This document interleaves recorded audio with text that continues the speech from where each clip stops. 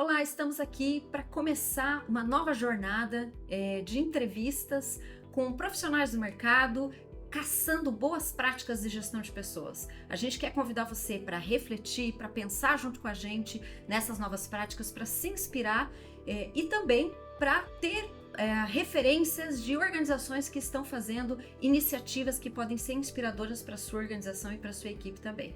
E hoje eu estou aqui com a Amanda Cavaleiro, ela trabalha na indústria de tecnologia. Eu quero convidar você para se apresentar. Bom, primeiro, obrigada, Luciana, pelo convite, estou bem feliz de estar aqui. Então, eu sou a Amanda, trabalho ali há cerca de 15 anos na área de recursos humanos, sempre com foco na parte de desenvolvimento de pessoas, cultura, desenvolvimento de liderança também. E eu sou formada em psicologia, mas sempre fui aquela psicóloga diferentona da sala, porque todo mundo quer ir para a clínica e eu queria ir para a organização. Então, essa é um pouco da minha trajetória. E eu convidei a Amanda para conversar com a gente aqui sobre organizações orientadas por valores. Nessa jornada desses 15 anos, eu já te conheci em outras organizações, né, em várias organizações, e você participou de algumas empresas que são bastante orientadas aos valores. E eu tenho visto no mercado de trabalho, principalmente em conferências globais, muito essa pauta de olhar para a liderança, olhar para os valores organizacionais, trazer a questão do caráter do líder, palavras que soam, a gente estava falando aqui, né, música para os nossos ouvidos, mas que quando você vê homens de negócio, empresas, organizações falando sobre isso, chama a nossa atenção, né? O que você entende por organizações pautadas por valores? E por que isso se torna relevante hoje? Bom, realmente acho que dá para trazer um pouco tanto de contexto teórico, mas de prática, que eu acho que é o mais interessante aí das experiências que eu tive. Mas para mim, basicamente, uma organização pautada por valores é uma organização que tem muito claro aquilo que é o seu fundamento. Então, na hora de tomar uma decisão difícil, por exemplo, no que eu vou me embasar? E eu acredito que isso serve tanto para a gente quanto indivíduo, os nossos valores, quanto para a organização. Eu gosto bastante da Brené Brown e ela fala muito que a gente pode ser a nossa melhor versão quando a gente está com medo, por exemplo, numa situação difícil, ou a nossa pior versão. E o que vai nos ajudar a tomar uma decisão alinhada e que de fato faça sentido vai ser entender com muita clareza quais são esses valores. Então, para mim, uma organização baseada em valores tem esse elemento muito claro para entender sua estratégia, para entender como ela vai executar as coisas dentro do seu planejamento. E isso vai ajudar tanto a gente conectar colaboradores que se identifiquem com esse ambiente, porque esse é um ponto fundamental, né? Então, trazer essas pessoas para junto faz toda a diferença. Então, quando você tem isso claro, fica inclusive mais fácil de você dialogar com quem está interessado na empresa ou quando você vai buscar um candidato, por exemplo, e também vai ajudar no engajamento, na pessoa entender que tem um senso de porquê, de propósito dela estar ali, daquilo se conectar com algo maior do que apenas o trabalho. Afinal, ela pode executar o mesmo tipo de trabalho em diferentes locais. Uma das coisas que vai fazer ela querer ficar com a gente vai ser de fato a cultura, que é o como a gente faz as coisas por aqui. Eu gosto dessa definição simples de cultura. Então, um pouco nessa linha que eu entendo. E aí tem uma coisa bem importante, né? Que a gente não tá falando de quadro na parede com a lista de valores, nem eles escritos na intranet, mas não serem realidade, vivência dentro da organização, né? E eu tenho a impressão que organizações que se dispõem a trabalhar por valores é um trabalho uma vida inteira, né? Porque você tem que estar a todo momento modelando isso na cultura e cada pessoa que entra, você precisa garantir que elas estão entendendo qual é esse jeito de fazer as coisas por aqui, né? Como é que você enxerga na tua experiência essa construção diária, né? E como é que isso contribui com a cultura organizacional, por exemplo? Perfeito.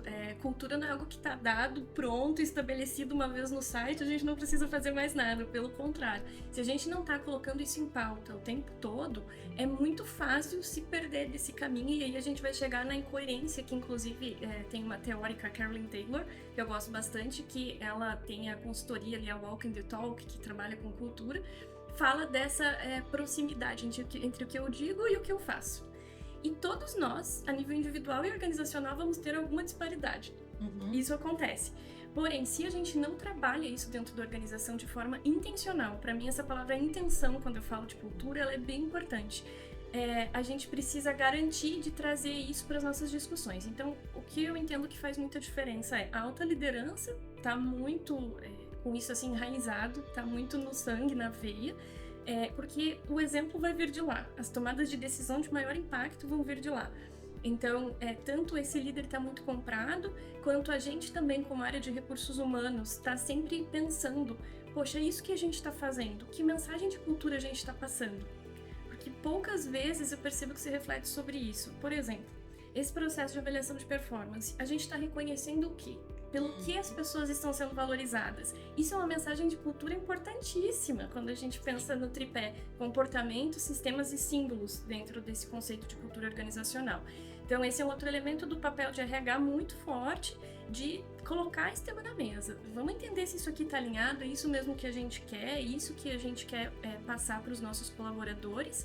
Claro, falei da alta liderança, mas a liderança intermediária, a primeira camada também são fundamentais, afinal, para uma organização, de fato, principalmente no modelo remoto, eu diria que isso faz bastante diferença, o líder representa essa organização. Sim. Então, o meu líder imediato é a pessoa que vai ser a minha referência no que é aceito ou não dentro dessa organização. Então, essa pessoa vai ter um papel fundamental. E, para além disso, eu diria que cada colaborador também, porque eu entendo como um quebra-cabeça a gente entender cultura. Então, o colaborador, dependendo da forma como ele se comporta ou não, ele vai reforçar ou não a cultura. E aí é um processo em que cada um tem que estar se ajudando, numa cultura também de feedback, para a gente entender o que está alinhado e o que não está. Não adianta um colaborador só falar que algo não está legal se o comportamento dele também não está alinhado e o que ele faz em relação a isso, né? Ele leva para discutir, ele dá o feedback, ele pontua.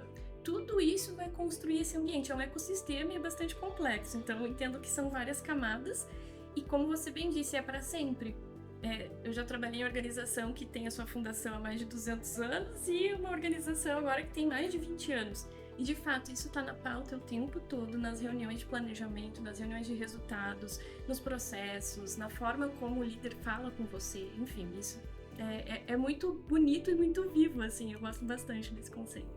E eu fico pensando, né, não por acaso você começou falando sobre os líderes, né? Porque eu penso que a hora que um líder está sentado nessa cadeira, especialmente numa organização que tem valores muito claros, e ele não bem representa os valores, vira um problema, porque a primeira coisa que as pessoas vão fazer é checar a coerência, que é o walk the talk, né? Que é esse caminhar em cima daquilo que você fala, né? Então, é real, é vivo esse valor ou ele é só um quadro na parede? Então, o primeiro lugar onde a gente precisa investir em termos de trabalho de conexão, de inspiração e de verificação se esse líder pode representar a cultura também, né? Porque algumas pessoas podem não se sentir identificadas, né? É isso que o mundo tem chamado de fit cultural, né? Será que essa pessoa pode representar esses valores? E aí, porque é a partir da liderança que também vai modelar isso no comportamento dos colaboradores, né? E pensando nesse sentido, aonde você vê que está a contribuição do RH? Pensando nos colegas que estão assistindo, que são da área de recursos humanos, aonde que você coloca isso, né, em termos de processos de gestão de pessoas? Você pode dar alguns exemplos de como é que você ajuda a organização a estar olhando para os valores o tempo todo no processo de gestão? Claro. Acho que um dos primeiros pontos é uma habilidade que a gente, como profissional de RH, precisa ter, que é fazer boas perguntas e questionar algumas coisas. Isso também é importante porque, como eu comentei, nem sempre as pessoas vão parar para pensar, poxa, essa decisão que eu estou tomando está passando qual mensagem? Então a gente tem que ser de alguma forma esse guardião também de fazer um questionamento para esse líder, para esse CEO, para quem quer que seja, sobre esse processo. Acho que essa consciência é bem importante no profissional de RH. Para além disso, é olhar, obviamente, para os nossos processos também como RH, afinal, a gente precisa reforçar essa cultura. Então, desde pensar num processo de integração de nossos colaboradores, e aí você bem citou o fit cultural, que aí você pode ter práticas, seja num processo de entrevista, hoje também existem ferramentas específicas para avaliar isso, aquela pessoa tem esse fit, porque não adianta só olhar para competências, né, em termos assim técnicas, enfim, mas também se essa pessoa se identifica, se faz sentido para ela esse ambiente, se ela vai conseguir viver essa cultura que a gente está falando. Então esse é um exemplo. Um outro exemplo é a gente pensar também no processo ali de quando a pessoa se junta a nós, como é que a gente fala sobre isso ali na expectativa, desde a chegada dela, de quais são esses valores, de como que a gente faz as coisas por aqui, discutir esses elementos com as pessoas, porque não necessariamente vai ser tão claro, a pessoa está chegando, ela precisa entender um pouco de o que é ok e o que não é ok dentro desse ambiente. Então, o processo de integração é bem relevante, assim como todo o ciclo de vida do colaborador. Porque se a gente for pensar no processo de avaliação de performance, por exemplo, que eu comentei até anteriormente, poxa, se esse indivíduo ele está sendo avaliado apenas por entregar resultado, e aqui eu não estou falando que é uma coisa ou outra, são as duas coisas. O resultado é relevante, mas o como também. Sim. É o E. Mas muitas vezes o que acontece, as pessoas são avaliadas apenas pela entrega. E aí esse indivíduo entregou muito bem, extrapolou a meta, mas no meio do caminho deixou um rastro de destruição dentro da organização. Se eu reconheço esse tipo de colaborador, eu estou passando uma mensagem, ok, o que importa é apenas o resultado, o como a gente faz daquilo que a gente achar que é melhor. E a gente tem que tomar esse cuidado. Então, eu já vivi, né, 2 das organizações às quais eu já trabalhei e na qual eu trabalho atualmente, do processo de performance ele contemplar entrega e valores e fit cultural. Os 2 elementos vão ser analisados dentro daquele indivíduo numa avaliação 360 também, por exemplo. E aí, desde pensar ações de desenvolvimento, hoje, quando eu vou conectar algo para desenvolver um líder, por exemplo, que é um dos meus focos de trabalho, a gente fala tanto de estratégia quanto de cultura. Então, eu vou trabalhar, por exemplo, gestão de conflitos. Eu consigo vincular o nosso jeito de fazer aqui dentro, eu consigo vincular isso a um resultado estratégico, como é que isso impacta onde a gente quer chegar. E até o processo aí, chegando lá no final do ciclo de desligamento. A forma como eu cuido dessa pessoa, inclusive nesse momento de saída, também vai passar uma mensagem para esse indivíduo do como a gente trata as pessoas por aqui, como a gente se comporta. Então, eu entendo que a gente tem um papel fundamental como RH pensando em todo o processo. Então, todos os subsistemas de RH aí estariam completamente envolvidos. E talvez uma dica importante para quem trabalha numa organização que está modelando essa cultura a partir de valores é poder justamente olhar cada processo de gestão de pessoas e pensar: como é que eu estou conectando isso? Como é que eu dou essa mensagem no dia a dia, né? E eu acho que você trouxe bem a questão do desligamento, que não é só na entrada, não é só ao longo da jornada, mas é também desse jeito. Como é que a gente faz as coisas por aqui na hora que encerrou a relação, né? Que encerrou o contrato. E se eu falo que um dos valores é cuidar das pessoas, mas na hora do desligamento eu faço de uma forma desestruturada e que impacta claro que vai impactar na vida das pessoas, mas o cuidado que eu tenho, que eu digo que é um valor, precisa estar refletido também nesse momento, né? Então são vários momentos, e aí quando as pessoas começam a enxergar que existe coerência, e aí coerência é algo, de novo, que é para trabalhar a vida inteira, né? Ao longo de toda a jornada e experiência do colaborador, começa a fazer mais sentido para o colaborador aquela organização, especialmente quando ele se identifica com os valores daquela organização. E tem um último ponto que eu queria explorar com você, que você falou da questão do feedback. E eu me lembrei de uma história que quando eu trabalhei numa empresa norueguesa, eles tinham um dos valores que era diálogo aberto e direto, era um dos valores da organização e também era uma organização orientada a valores. Só que diálogo aberto e direto para a cultura norueguesa é bem diferente de diálogo aberto e direto para a cultura brasileira. Então eles olhavam para a gente e falavam assim: vocês não estão praticando o valor diálogo aberto e direto porque vocês açucaram demais a fala. Porque essa é a percepção de quem está fora, muitas vezes, que o brasileiro açucara a fala, né? Que dá muitas voltas para dizer aquilo que precisa dizer. Então, às vezes, a gente vai precisar explicar para aquela cultura organizacional o que é que significa cada um dos valores. Você já teve alguma vivência nesse sentido, assim, de explorar o que significa o valor e de perceber que às vezes, nem sempre está todo mundo entendendo a mesma coisa? Sim, perfeito, Luciana. Faz muito sentido esse olhar, porque muitas vezes, inclusive um nome, eu posso ter o mesmo nome de valor em 2 organizações diferentes e eles terem comportamentos associados distintos. Então, isso que você está falando é fundamental. E sim, eu já tive experiências de a gente conseguir desdobrar isso para os colaboradores. Então, uma das experiências foi mais inusitada, diferente, que foi inclusive a criação de um jogo de RPG do estilo Dungeons and Dragons, para quem joga RPG com dados mesmo, enfim. E a gente conseguiu trabalhar com cases e simulações dentro do jogo, o que significava viver cada valor. Então, a gente pegou situações reais que aconteciam em cada unidade de negócio e transformou isso numa história ficcional dentro do jogo, e as pessoas tinham que tomar decisões nessa prática, e essas decisões precisavam estar pautadas. E aí vinha toda a discussão de o que é que nós estamos chamando por exemplo, de respeito, para pegar um exemplo mais genérico aqui. Esse foi uma situação. Um outro exemplo, na organização que eu atuo hoje, a gente trabalhou com podcast também. Então, desde conversar com os fundadores, que eu acho incrível também quando a gente tem essa oportunidade, né, de quem cunhou esses valores, contando de onde surgiu.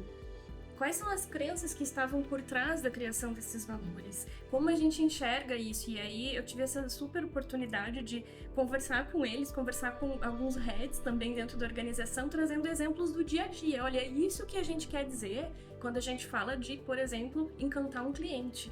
É esse exemplo. Então, de fato, são algumas maneiras, claro que vai depender muito, de novo, da sua cultura, do que faz sentido dentro da sua organização como formas de trazer. E me lembrei de um outro exemplo, a própria questão da performance, se eu vou avaliar, por exemplo, por valores, por cultura, a discriminação de quais comportamentos estão associados àquele valor são fundamentais para esse indivíduo conseguir entender o que é esperado dele em termos de comportamento. Então, esses são alguns exemplos aí que eu consigo pensar nesse momento para partilhar sobre esse ponto tão crucial de cultura. Então, quem está organizando, né, estruturando uma cultura pautada em valores precisa tangibilizar, dizer, explicar o que é que significa cada um dos valores em termos comportamentais. E aí você usa uma palavra-chave algumas vezes durante a tua partilha aqui, que é como é que isso se reflete na tomada de decisão. Se isso não se refletir na tomada de decisão, o valor está na parede, não está na vida das pessoas. Obrigada, Amanda, por partilhar com a gente essas ideias, essa inspiração, e eu espero que você tenha se sentido inspirado e que possa aplicar no teu dia a dia organizacional e na sua equipe de trabalho.